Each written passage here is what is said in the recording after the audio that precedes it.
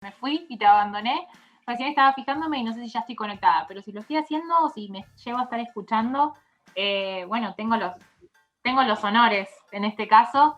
La verdad es que, bueno, la conozco de seguirla, en realidad, de leerla, más que nada, y de siempre estar viendo cómo, bueno, recién hablábamos de la batalla cultural, ¿no? Cómo necesitamos referentes, personas que alcen la voz en esta batalla cultural, que sabemos que la estamos dando regionalmente, y creo que es algo que ella, bueno, no solo por su profesión o por su dedicación, es algo que hace, y que naturalmente se ha vuelto entonces para nosotros una referente a la que todos nos gusta escuchar, saber qué opina sobre los temas que están sucediendo. Así que bueno, la vamos a presentar a ella. Tenemos a Mamela, que es ecuatoriana, y por eso también cuando pensábamos, queríamos analizar este fenómeno de las elecciones en Ecuador, algo que evidentemente para muchos que quizás no veníamos siguiendo la agenda electoral de Ecuador, iba o podía llegar a suceder, y nos hemos llevado una grata sorpresa con lo sucedido finalmente en el resultado, con Lasso y su, bueno, este dar vuelta y este vencer y cómo reaccionamos finalmente a los intentos de avances del progresismo y de la izquierda en Latinoamérica. Bueno, y además es historiadora, es investigadora, los que la leemos en las publicaciones que hace en Pan Am Post o que la leemos también en Twitter, tiene mucho de lo que en este programa intentamos hacer, que es decir la verdad, aunque tiemble la voz, y bueno, realmente a ella no le tiembla, y el pulso tampoco, así que recomiendo mucho a los que recién ahora la están conociendo, que estemos acá del otro lado, recomiendo leerla, recomiendo seguirla, porque no solo se van a informar, sino que seguramente se sientan bastante identificados. ¿Vieron como cuando uno siente que le sacan las palabras de la boca y que alguien dice lo que había que decir? Bueno, eso mismo que se plasma en memes en las redes sociales de lo tenía que decir, lo dijo, es lo que se encarga ella de hacer, siguiendo la agenda y la coyuntura política cultural en Latinoamérica, con mucha solidez. Así que bueno, bienvenida Mamela, muchas gracias por bueno, darnos este ratito de este programa que humildemente intentamos hacer para esto, para traer la verdad, que es algo que en lo que vos sos, digamos, profesional, un doctorado tenés. Bueno, buenas tardes, noches. Es un gusto para mí. Gracias por su generosa descripción. Y aclarando que si bien nací en el Ecuador y es el país en el cual resido y al cual represento en este momento, yo viví más de una década en Argentina, con lo cual es un lugar que quiero mucho y que me dio el privilegio de estar rodeado de grandes intelectuales que parió esa patria, y por ende también tengo fuertes raíces ahí. Para nosotros es perfecto, ¿no? Sos la combinación ideal para analizar un poco y entender entonces qué es lo que pasó en Ecuador, ¿no? El último fin de semana.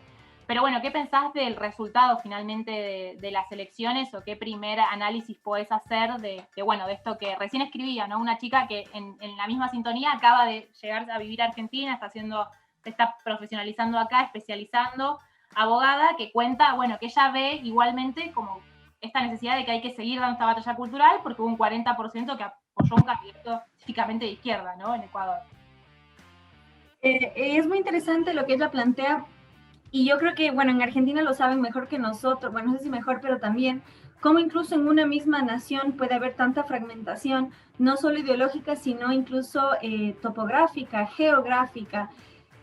No es lo mismo un misionero que alguien del sur, etcétera, ¿no? Y en el caso de Ecuador, pese a que somos casi del tamaño de la provincia de Buenos Aires, estamos muy fragmentados, tanto geográficamente como ideológicamente. A diferencia de Argentina, nosotros tenemos 14 lenguas oficiales, porque nosotros tenemos una particularidad que comparten pocos países, que todavía tenemos poblaciones indígenas intactas que se llaman no contactadas.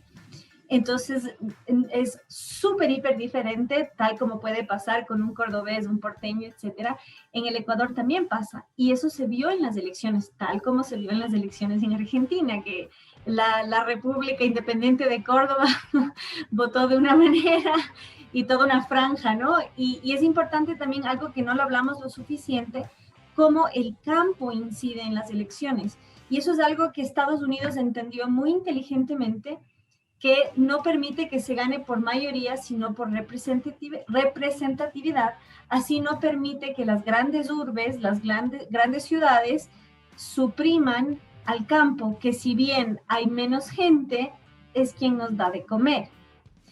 Entonces, en ese sentido, las elecciones en Ecuador evidenciaron mucho ese tipo de fenómenos de tal manera que en Ecuador, en la costa, y eso es muy importante, les cuento algo anecdótico, en Ecuador normalmente el binomio electoral tiene el presidente o el vicepresidente de la costa y su binomio va a ser de la sierra, de la parte andina, justamente para unificar las dos grandes regiones.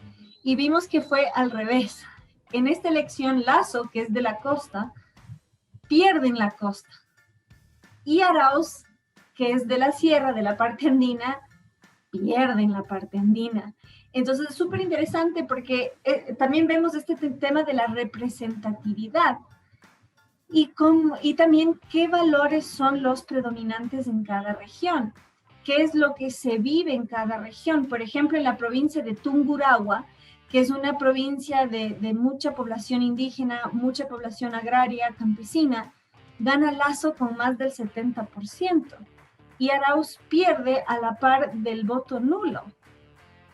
Entonces es súper interesante, mientras que en la costa, en la provincia de Manabí, que es la provincia más grande del Ecuador, gana por más del 66% Arauz. ¿Por qué?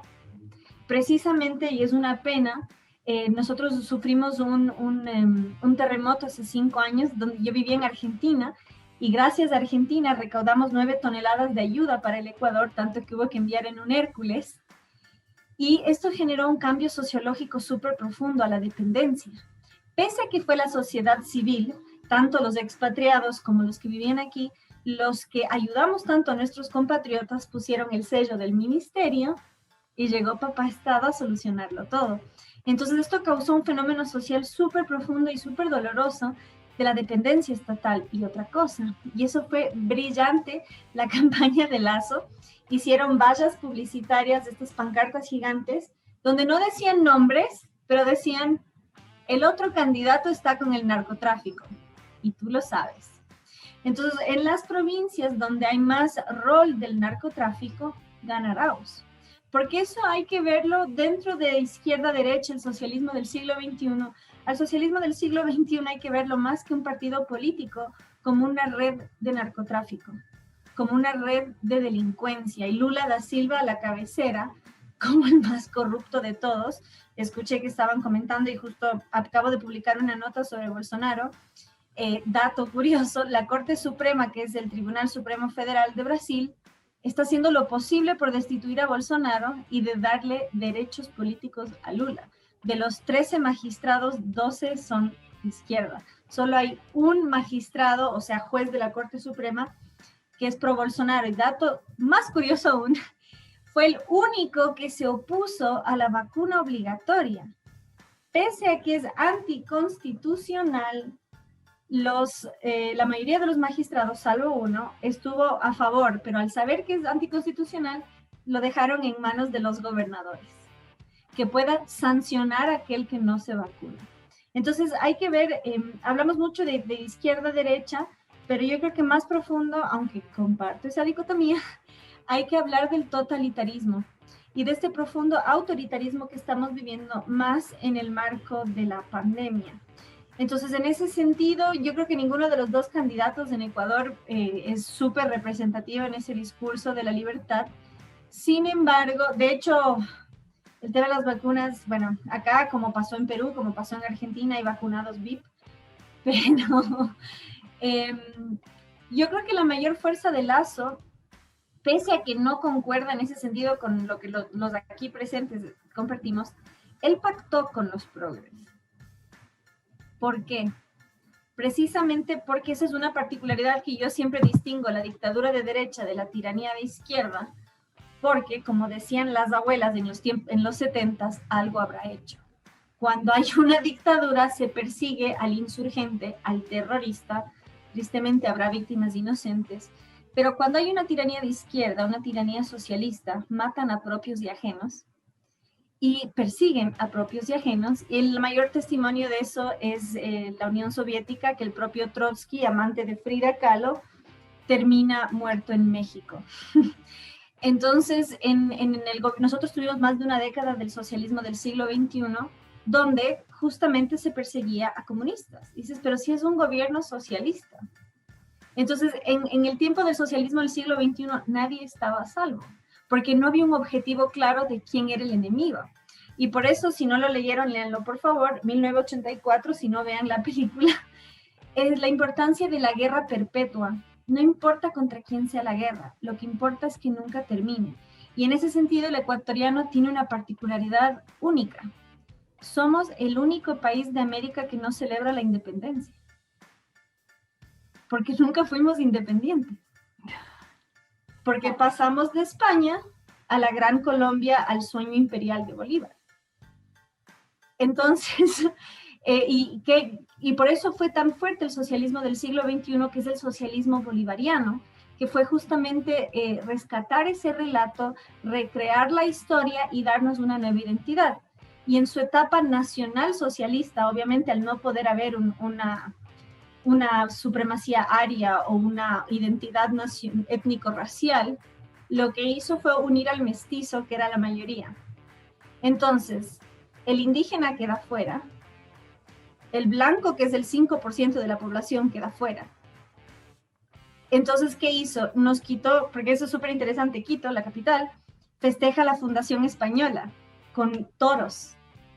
Entonces, nos quitaron eso, nos quitaron el himno, que el himno rescataba nuestra parte inca y nuestra parte española. Pero cuando hay un nivel de totalitarismo como ese, necesitan que tú no tengas herencia por fuera del Estado. Entonces necesitan crear un nuevo ethos, un nuevo relato, y por eso fue tan exitoso el socialismo del siglo XXI, porque unió a los distintos con una nueva identidad.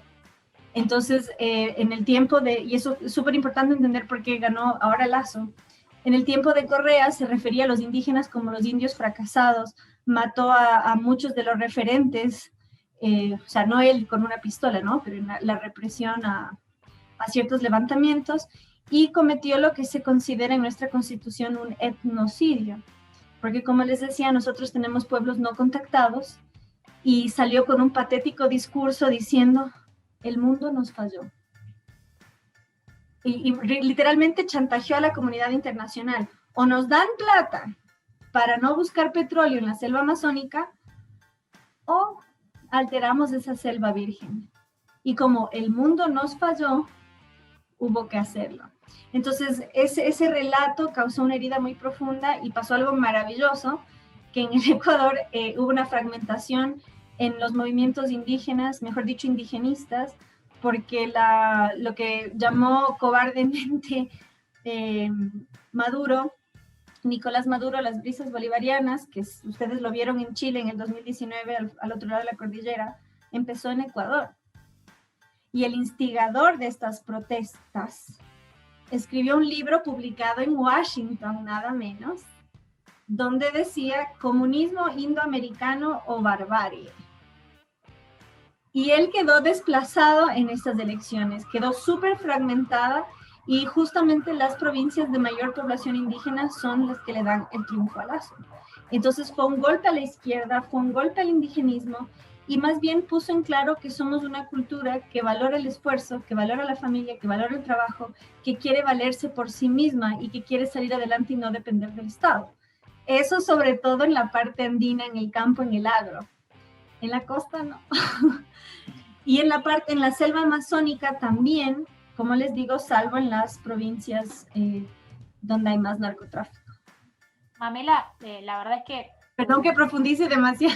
No, la verdad es que iba a decir, tu claridad expositiva a mí siempre me produce admiración. Evidentemente tenés una vocación docente también, porque lográs en resumirnos en muy poco tiempo o explicarnos, analizando y comparando la historia de Latinoamérica, evidentemente, que la tenemos que tener súper presente para esto que seguramente también escuchaste que veníamos hablando, y de hecho así un poco te presentábamos, que es la batalla cultural que nosotros también queremos dar.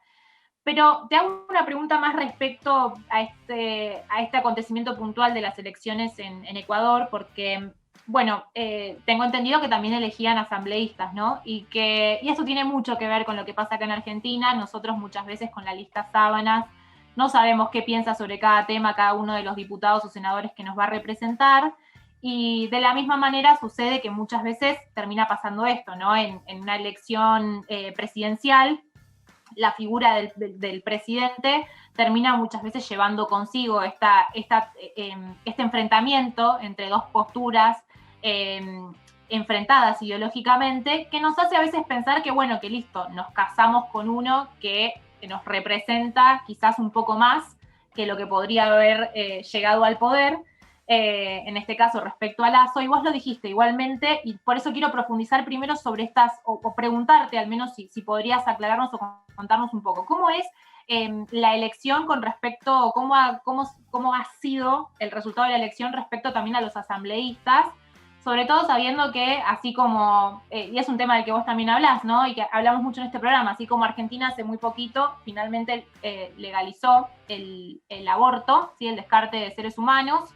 De la misma manera podría discutirse, se han discutido las causales del aborto por violación, y sabíamos que los asambleístas también eran súper importantes que fueran electos en estas elecciones. Así que por un lado eso, saber cómo ha quedado ese tema, esa representación, y por el otro lado, en esto que decís, bueno, evidentemente tenemos a este candidato, tenemos esta postura, pero hay un montón de cosas que no terminan todavía de representar lo que nosotros en esto sí compartimos como ideales, buscamos también llevar a toda Latinoamérica, o buscamos también que se vea reflejado en quienes tienen que administrar nuestros países y quienes reciben por parte de nosotros el poder por un tiempo determinado cuando están en el ejercicio de sus cargos.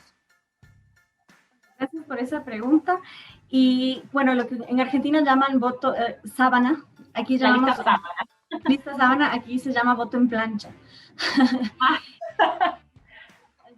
Vale la aclaración para conocer ambos lenguajes. Lamentablemente eso también es realidad en Ecuador, y eso es un golpe a la representatividad, precisamente a no conocer tu candidato, a no votar de acuerdo a lo que te promete, sino simplemente por ser parte o aliado de. Eso se votó en la primera vuelta, ya no en la segunda vuelta. En segunda vuelta solo votamos por los dos candidatos que quedaron. Y la verdad es preocupante porque el correísmo, que ya se llama así, lamentablemente, digamos, el socialismo del siglo XXI, tiene casi medio centenar de candidatos. El hecho que los llames asambleístas me genera una repulsión. Justamente una de las tantas modificaciones del gobierno de Rafael Correa fue desaparecer nuestro Congreso.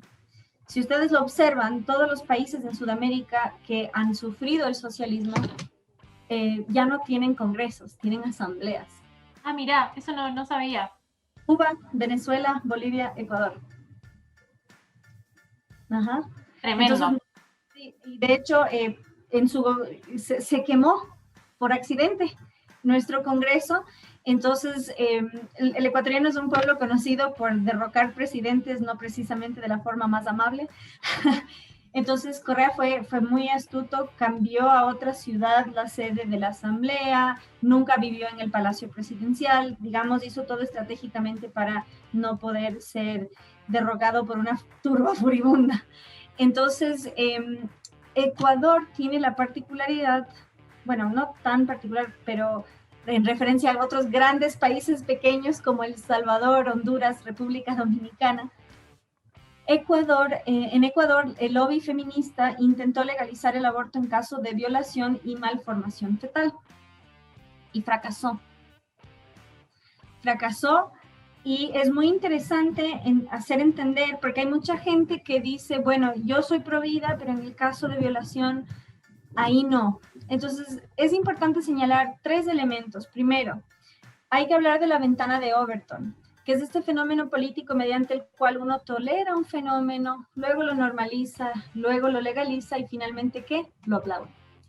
Entonces, eso es lo que permite el aborto en caso de violación. Si una persona es una persona y no hay que dañarla independiente de quién sea su padre, de cómo fue concebido. Lo mismo respecto a la malformación fetal, es decir, solo nacen los perfectos y bien amados, los demás descartados.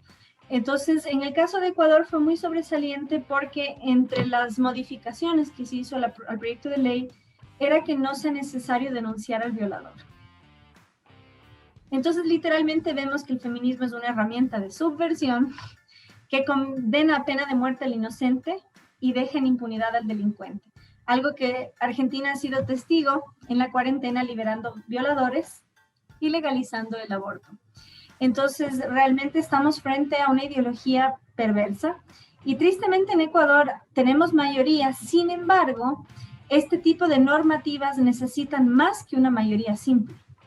Entonces, obtuvo una mayoría simple, sin embargo, necesitaba una mayoría total, entonces, digamos, abrumadora. Entonces, no lo logró. Y uno de nuestros grandes héroes parlamentarios es Esteban Torres Cobo. Es muy joven, recién pasó el umbral de los 30 y está ahora mismo en España reunido con Vox. Y él es el mayor defensor de la vida, propiedad y libertad y sobre todo de la tradición. Y él es de esta provincia, Tungurahua, precisamente donde fue abrumadora la victoria de Lazo. Tremendo. Tremendo este antecedente histórico que contás. Yo cuando empecé a seguir, de hecho conocí a algunos amigos en Ecuador que fueron parte de algunos partidos políticos o que estaban involucrados en lo que fue el proceso electoral en este año, y no me puse a pensar por qué se los denominaba asambleístas y por qué no tenían el Congreso y era una asamblea. Evidentemente, esto me hace reflexionar o pensar a uno de los primeros conceptos de los que vos nos dijiste, ¿no? Que si bien coincidías con esta visión de izquierda a derecha, hoy tenemos que hablar de totalitarismos. Y eso me lleva a preguntarte un poco más en general, ¿no? ¿Cómo combatimos los nuevos totalitarismos y el totalitarismo ideológico, digamos, apremiante que tiene esto, ¿no? Que amenaza y que va encontrando estas ventanas de Overton, como decís vos, para ir instalando suavemente. Lo que recién describías de Ecuador es exactamente lo mismo que sucedió con un fallo de la Corte Suprema de la Justicia de la Nación acá en Argentina en el año 2012. Es decir, se han tardado más de 8 años en finalmente legalizar el aborto desde que la Corte ha dictado ese fallo, el fallo FAL, en el que, tal como explicabas recién, sucedía exactamente lo mismo. Era un caso en donde la Corte falló en abstracto, tomó un caso, lo romantizó, lo promocionó. En este caso ya había sucedido, no había necesidad, digamos, de que se expida, además de que no tenía facultades para expedirse, se arroga atribuciones que no tenía nuestra Corte, también mayoritariamente, obviamente pro aborto e ideológicamente alineada, y termina instando a las provincias y a la Ciudad Autónoma de Buenos Aires a dictar los famosos protocolos de los que hoy nos seguimos lamentando y que incluso nos hemos lamentado muertes acá en Argentina, como el caso de Kayla Jones, y tenían exactamente tienen, ¿no?, las mismas características.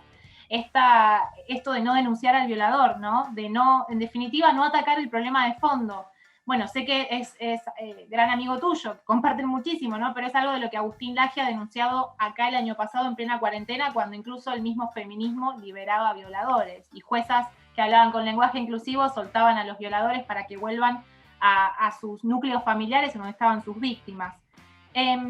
Entonces, volviendo, digamos, me encanta escucharte y me encantaría aprovecharte más para preguntarte mil cosas. Me cuesta seleccionar temas para decir, bueno, vayamos a esto, pero vos hablaste del totalitarismo. Me gustaría reflexionar un poco sobre esta idea y también sobre cómo lo combatimos, ¿no? ¿Cómo? ¿Qué tenemos que hacer los que realmente estamos cansados e indignados de esta situación? Bueno, gracias por la pregunta y por la oportunidad de aclarar. Tenemos una gran ventaja. Nosotros pensamos como la mayoría de la gente, compartimos los valores de la mayoría de la gente. Yo creo que hay que rescatar mucho más del campo, darle más visibilidad. Quienes hemos estado en marchas pro vida, vemos a los gauchos llegar a caballo y con sus boinas, y realmente vemos que ahí está el corazón de la nación. Y vemos que el progresismo cala precisamente en las ciudades. ¿Por qué? Primero por el adoctrinamiento, por supuesto, pero sobre todo por el distanciamiento de la naturaleza. Yo tuve la bendición que pasé los 3 primeros meses de la pandemia en un pueblito de pescadores, totalmente aislada de todo, y fue un cachetazo de realidad y una belleza realmente, porque, bueno, y de paso pueden conocer el acento costeño, porque debatí con unas feministas y me pregunta una de las mujeres, me dice, oiga, Mamelita, esas son las que dicen defender a la mujer, y porque es que parecen varones. Entonces, algo así de sencillo, de por qué si vos supuestamente defiendes a las mujeres, te estás convirtiendo en un hombre. Entonces, ese discurso así de básico, ¿no? Es como el cuento de hadas del emperador desnudo. La gente más sencilla, como los niños, son los que te van a decir siempre la verdad, porque no están ideologizados, porque no han sido adoctrinados. Y esa es la realidad que tristemente no vivimos las personas en la ciudad. Entonces hay que rescatar mucho al campo y los valores, y eso es algo que hizo con mucho éxito Vox en España, que es justamente apelar a las raíces, a las tradiciones. Y eso es otra cosa. Lamentablemente nuestros gobiernos tan hipercentralizados reducen la identidad de una nación a una ciudad. Y yo soy capitalina y amo mi ciudad y la rescato y la elevo, y obviamente a mi segundo hogar, que es Buenos Aires. Sin embargo, el país, nuestros países son mucho más que las grandes ciudades. Entonces, en ese sentido, hay que hacer un rescate cultural, histórico, volver a la raíz, hay que ensuciarse las manos, hay que sembrar, hay que literalmente ser pro vida en toda la esencia de la palabra. Entonces, en ese sentido, yo creo que lo mejor que podemos hacer es cultivar la solidaridad privada. ¿Por qué? Porque si hacemos más los civiles, menos se justificará la esencia o la existencia del estado de bienestar. En Argentina viví la lamentable circunstancia que estaba en el subte, en el tren subterráneo, y un señor arrojó basura al tacho, al cesto de basura, y se cae. Le digo, señor, se le quedó. Y me dice, no voy a imitar el acento porteño. Y dice, lo tiré, pero se cayó. Me dice, total, para eso pago impuestos. Y yo, ¿cómo puede ser que el Estado esté tan enquistado en nuestras vidas que no seamos capaces de levantar un papel y arrojarlo? Porque total, para eso pago impuestos. Y esa misma mecánica de pensamiento aplica a los más pobres, a los más desfavorecidos. Sí, yo pago impuestos para que les den un plan. Entonces, en ese sentido, hay que hacer un trabajo de base, de raíz, de ayudar a los más desfavorecidos, no con limosna, sino con empleo, y por supuesto eso va de la mano de todo un sistema que hay que incentivar, el microemprendimiento, y la facilidad de contratar, cosa que en Argentina es peor. Dicen que despedir a un empleado es peor que un divorcio. Entonces es complejo y no es tan sencillo de lograr, pero yo creo que ahí está la diferencia. No sé si ustedes vieron, pero hay una entrevista, un debate en el que participé, tuvo 1 millón de vistas en Twitter, porque una feminista me arrinconaba, me dice, pero era del norte de Ecuador, que hablan más así, me dice, y usted, compañera, ¿qué hace por la vida? Y no sé qué. Entonces, yo no quería, porque no hay que hacer aspaviento de lo que uno hace como obra caritativa, pero me arrinconó. Bueno, entonces le dije, bueno, yo soy voluntaria en orfanatos, alimento a la gente en las calles, estoy con los niños en los hospitales y acompaño retiros post-aborto para ayudar a la gente con su dolor. Y fue tipo... Entonces es solo un simple ejemplo. No hay remate, exactamente. Fue un jaque mate total. De igual manera participé en un debate con otra feminista que me dice, por gente como ustedes, que todavía hay niños en la calle. Y le dije, gracias por aclarar que si fuese por gente como usted, los pobres estarían muertos. Entonces, por un lado, yo siempre digo, o sea, cuando uno está con el pañuelo celeste, debe ser el más solidario, el más amable, el más cortés, el mejor ejemplo posible. ¿Por qué? Porque portar un pañuelo celeste es ser embajador de la defensa de la vida. Y ese es un cargo que hay que cumplir con el deber que representa, porque eso es lo que nos distingue del otro lado. Son los derechos, derechos, derechos. ¿Qué es eso? Es una ideología adolescente de berrinche, de papi, dame, papi, dame. El izquierdista, el progresista, feminista, nunca llega a ser un adulto pleno, nunca se vuelve una persona responsable. Y eso es lo que nos debe exigir, ser en función del deber. ¿Qué debo hacer yo? Sí, yo defiendo derechos, pero desde el deber. Entonces, yo imagínense si cada provida hace tremenda, a veces, no, es que ustedes solo quieren que nazcan. No. Entonces, en ese sentido, o sea, todo lo que hagamos debe ir de la mano de eso. Todo, por ejemplo, yo voy a arrancar un emprendimiento ahora de golosinas porque adopté a un adolescente. ¿En serio? Primera vez que lo digo en cámara. Ay, no. Sí, entonces, bueno, es todo un tema, ¿no? Pero bueno, es una chica que está en una situación complicada y su familia se tuvo que ir a vivir al campo y se está quedando conmigo en la ciudad. Y Y entonces vamos a hacer un emprendimiento de dulces y de ese emprendimiento va a ir un porcentaje a las personas más necesitadas y a su vez hacemos una rondita repartiendo una parte de la ganancia, de la producción a la gente que más necesita.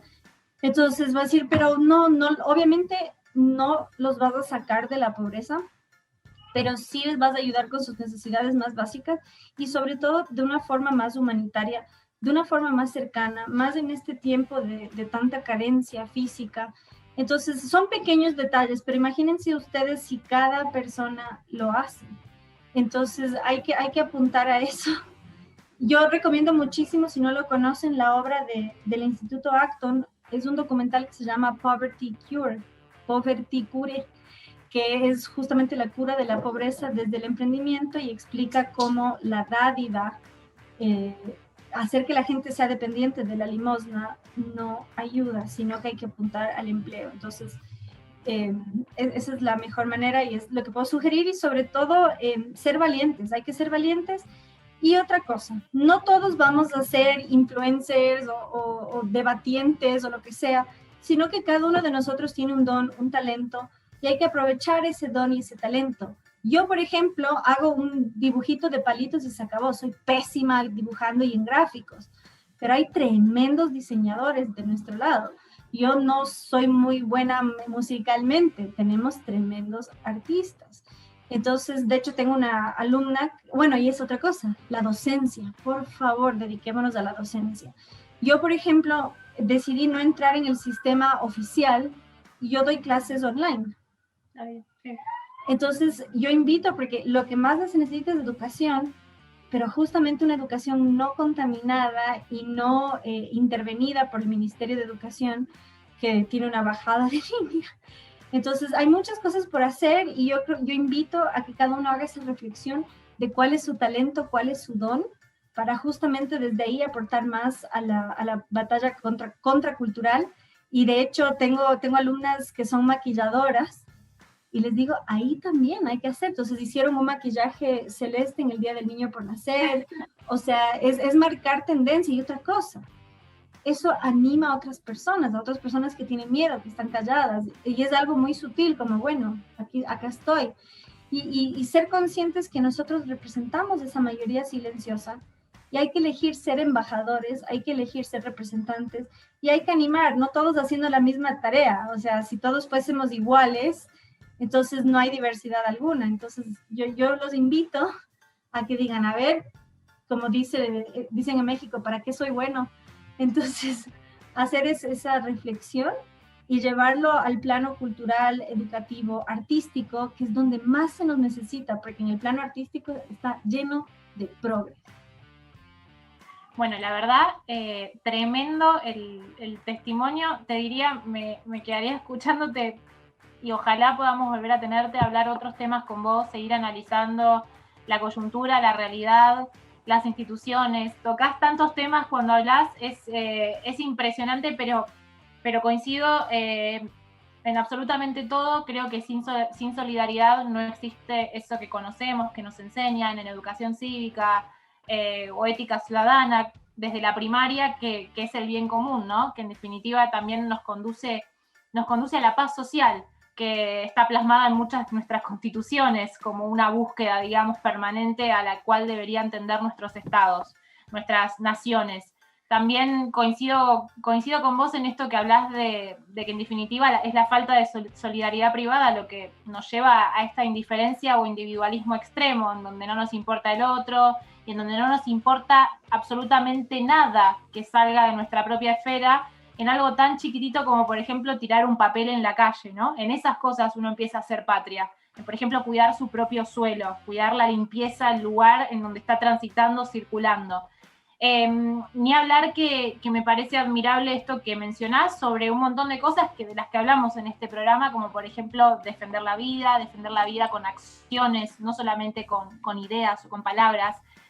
Las ideas hay que debatirlas y, como decís vos, necesitamos referentes que puedan debatir las ideas, que nos representen con sus ideas. Pero si nuestras ideas no tienen sustento en acciones, bueno, te las termina llevando el viento y sucede lo que termina sucediendo cuando avanza en este caso el feminismo selectivo, que dice querer acompañar a la mujer y que termina engañando a las mujeres e incluso sometiéndolas y llevándolas a pasar por la tragedia o por el flagelo del aborto. Acá en Argentina creo que sucede eso desde hace un tiempo, ¿no? Hay un cruel engaño y sobre todo a las poblaciones más vulnerables, ¿no? A las más pobres que no se les ofrece otra opción y a las más jóvenes, ¿no? En donde modelos de influencers, de artistas que se pasean por las redes sociales con muchísimos seguidores, instalan esta idea de, por ejemplo, que el descarte selectivo de seres humanos es un derecho o está bien, cuando ni siquiera tienen idea o nunca han pisado una villa, como decimos acá, ¿no? Un lugar pobre, humilde, cuando no tienen ni idea sobre qué es lo que pasa con los niños que ni siquiera tienen declarada su situación de adoptabilidad, o que pasan por sus familias de tránsito en donde nuestra ley dice que tienen que estar 180 días y terminan pasando 3 años, y luego los separan de esa familia y vuelven a entrar en una institución en donde no son contenidos ni se trabaja para su pleno desarrollo, sufren un segundo abandono y son niños a los que se les termina destruyendo la vida, lamentablemente, y de lo cual creo que nosotros, así como el feminismo quiere tomar agendas, debemos hacernos cargo. Creo que, bueno, la verdad, justo estas últimas semanas estoy estudiando muchísimo lo que es la adopción y la desinstitucionalización un poco de la adopción también, viendo las consecuencias que tiene ello en manos de los estados que evidentemente no aplican políticas efectivas, ¿no? Si todo funcionara perfecto, bueno, estaría genial, si se cumplen los plazos, si realmente se piensa en eso que llamamos interés superior del niño y que está consagrado en pactos y en leyes, pero que en la realidad vemos que no es lo que prima. Cuando adoptamos y adoptamos egoístamente, ¿no? Una mirada egoísta de la adopción, en donde evidentemente más del 70% de los niños adoptados son niños recién nacidos, porque nadie quiere un adolescente, porque si ese adolescente se compra un problema. Entonces, la verdad es que justo las cosas que dijiste, este gesto, ahí las personas comentaban, ¿no? Que se unen, te saludan desde México, bueno, te siguen desde muchos lados.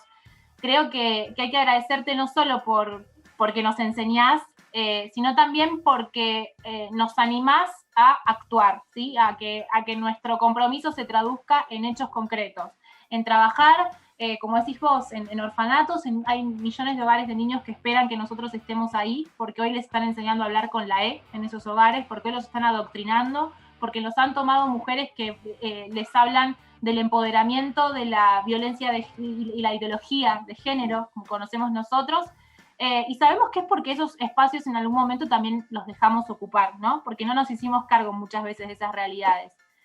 Entonces, bueno, seguiría reflexionando y hablando con vos toda la noche, pero bueno, quiero agradecerte el generoso tiempo y de verdad me gustaría que en algún momento puedas sumarte ya como una panelista invitada, con la posibilidad también de, bueno, en Argentina se te quiere mucho, así como vos querés a la Argentina, se te lee mucho y nos gusta aprender mucho de vos.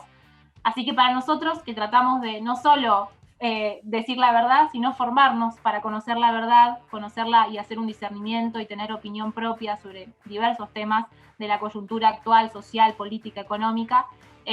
Ha sido un honor y un placer que nos hayas regalado, bueno, todas estas reflexiones y este tiempo maravilloso en el que pudimos escuchar varias cosas de las que queríamos saber y estar un poco más informados.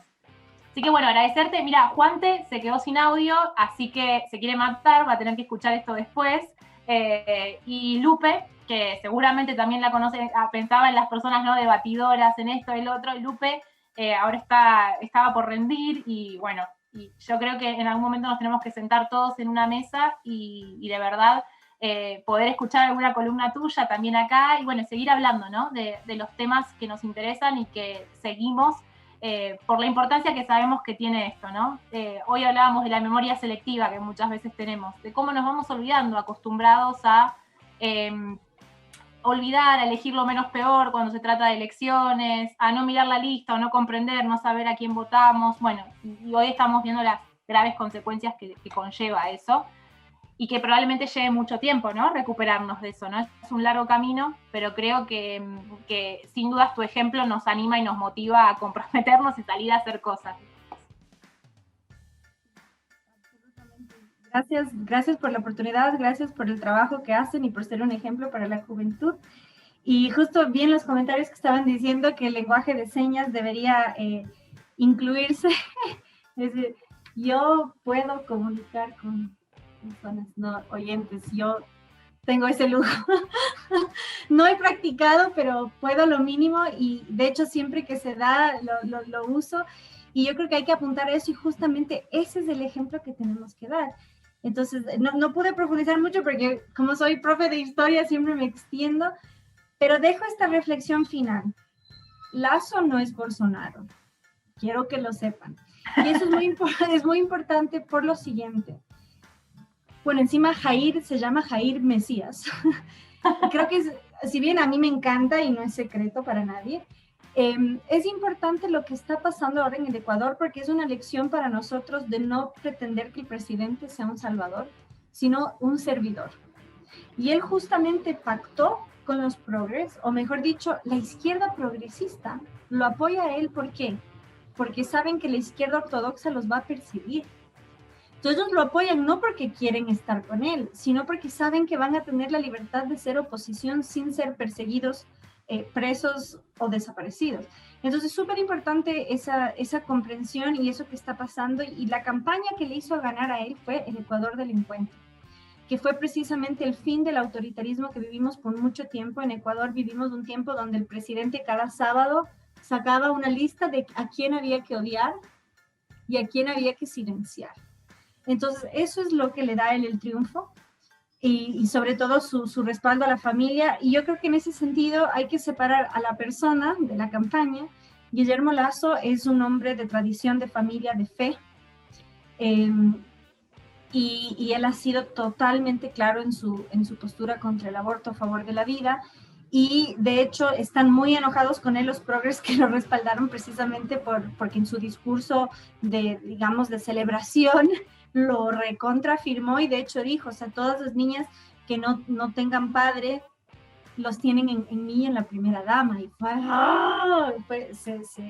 se escandalizaron. Entonces, que sea una reflexión para todos nosotros de qué esperamos de un presidente, no un salvador, sino un servidor, y que justamente se tenga claro que nosotros que pagamos los impuestos, por ende su sueldo que por cierto dijo que va a donar, somos quienes debemos exigir que haga las cosas. Y yo lo respaldo a él, no porque me parezca lo mejor del mundo, sino porque quiero tener la libertad de criticar a mi presidente si amerita, y porque ciertamente es el freno frente al socialismo del siglo XXI, al autoritarismo.